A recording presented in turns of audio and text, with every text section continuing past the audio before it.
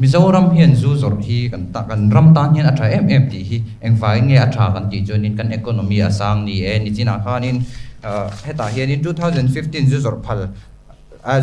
la dead rate kharon soitani zu ringot hian in mishing himin lo ti thilawa mo zu chia in ani min ti chi chu ni engfai nge he Mizoram a hian in zu an zor phal la ya dead rate asang kan ti chuanin zu tha ani lova zu chia ani tlatalom mo chuanin azona pahina agriculture ron soya ni agriculture zu zor a sumlak lu ai chon agriculture lamte kan ti chho kan ti sanga ati kha tuna MLP ina MLP Act 2025 na aron tum beraju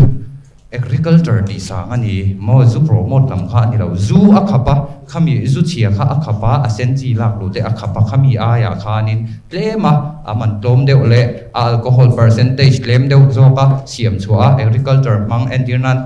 heta pineapple juice ti te sunlu juice ti te siam chua adum zoka ni khang agriculture hi tuna hianin kan chewa mani lo po khanin mun phia te bo lo ni se sat na duran nei lawa kum khat ama kum zonga mun phia kezi khata an shal chin ka kezi khat kha som nga an shal chin kha tun kuma hen som ni in atha som ni chau in an shal the ni chu tin mani de lok po khanin puta kan state kan ram pa khata huanin pineapple an thar chau ni kha sarkar ena lei sak thei lo zu kan siam chu chong khang mang kha na siam dona sarkarin khang heta thingtlang hanti mela aizol khopona mi tam tak mi har sa ve tak te nge anin phusuk na tur anlo in tun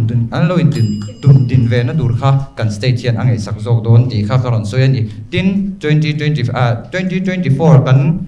health minister zaom tak pilarin pui khan 2023 khanin zu wanga thi khami zu related wanga thi khami zali somthum pariat an omdi na soi mai chia kha somsari le pasari an nia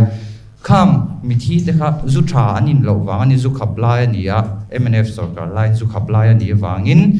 zu chian inani tuna hianin zu tha in ta seng khang mi thi zat kha kan nei kherangem ti hi ka soi du ani atop na ber chuanin he kan ram hi alo than du na